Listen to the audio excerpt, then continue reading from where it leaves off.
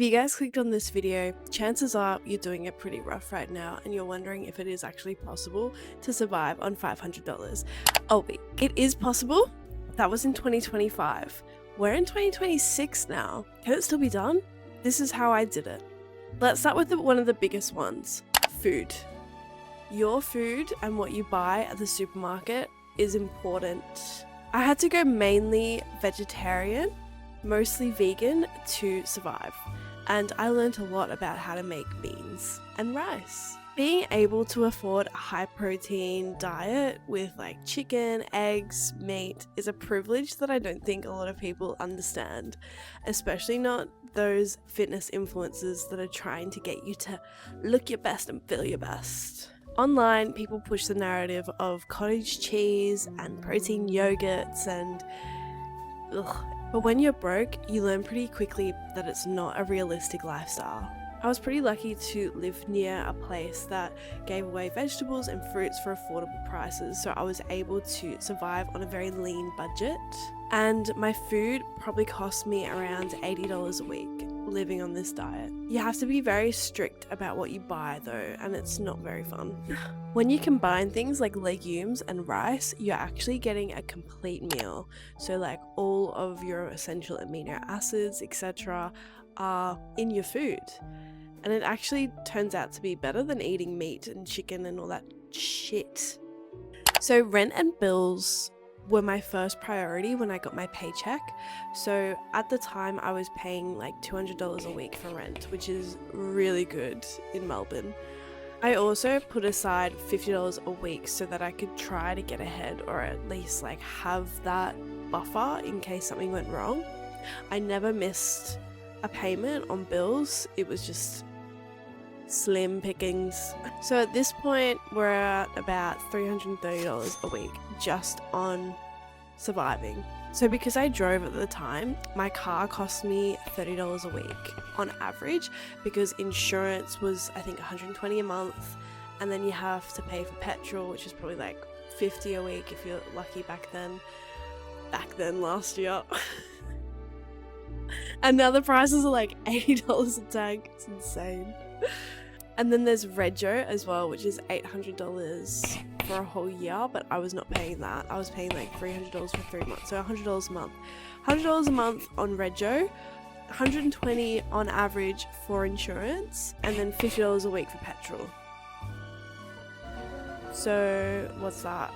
We'll say like another $100 just on having my car in my driveway. So we're looking at like $460. And then the $40, sometimes I would get like $600 a week. I was a casual employee at a restaurant, so it would sort of, go up and down depending on how many shifts I got, if the managers liked me, except like that week, etc. It was really rough. It was a really rough experience. All those necessities and bills and everything was probably about $450 a week. Yeah.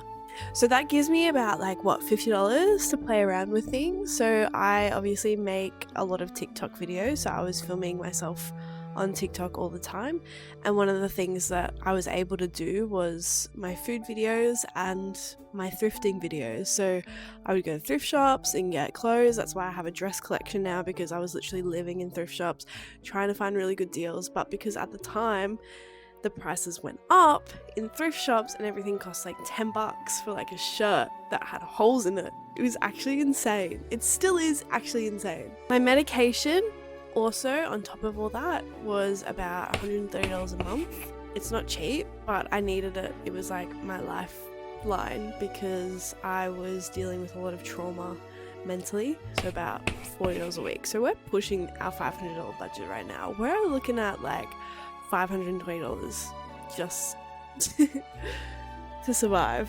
I also have a cat.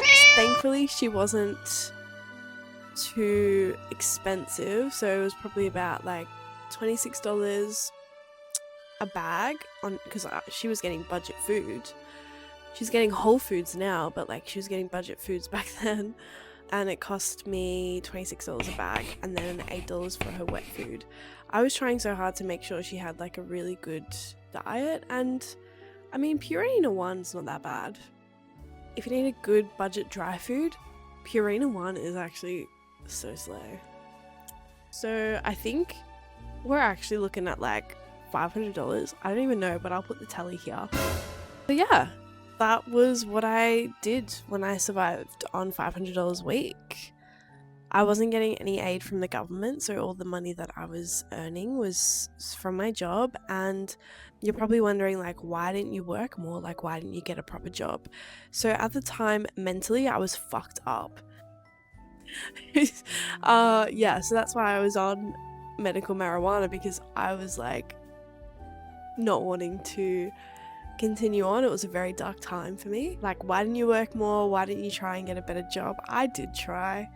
At the time, I was working in hospitality. I thought I was doing really well. I asked to go into management so I could make a bit more money, because all my managers were bragging about how much money they made, and I was like, well, I can do that. I've done that before. Why don't I try? And so I did. I tried to prove myself, and it backfired, and they didn't like me. And then eventually they ended up firing me, which I then went to Fair Work for, and I cannot disclose the results of that case. But yeah, I faced a lot of discrimination because I was posting on social media, and I also was very open about my medication, and I still am open about my medication if anyone has any questions. I actually believe that it's the key to unlocking happiness in the current state of the world, because everyone is depressed and unhappy, and I just think being able to use something like the green, maybe I'm just addicted, I don't know, but we will all find out eventually when I crack it. But yeah, discrimination in Australia is illegal, but it is also really hard to prove that you're being discriminated against, so a lot of businesses get away with it. If you have good connections, that's one of the biggest ways you can move up in a company, from my experience. I'm sure there's someone out there that has a different experience as well, but if you get a job and you're not getting along with anyone, then you're not gonna go up in the ranks. Good thing or bad thing, I don't know. But now, financially, I'm doing okay. I'm still not where I want to be, and there are still moments where I have to hold my breath, but not having a car has actually saved me a lot of money. And now public transport is free. So if you are driving your car and you're just like, why am I wasting my money on this rust bucket that sits in the driveway because I can't afford fuel, maybe look into selling it and getting yourself an electric scooter or a bike to get around, and then get on public transport. It's not a bad life. The public transport system in Melbourne is actually really good. Anyways, thank you so much for watching. If you have any questions or comments or concerns or anything really, just let me know in the comments below and I'll get back to you ASAP. Love and light. Bye.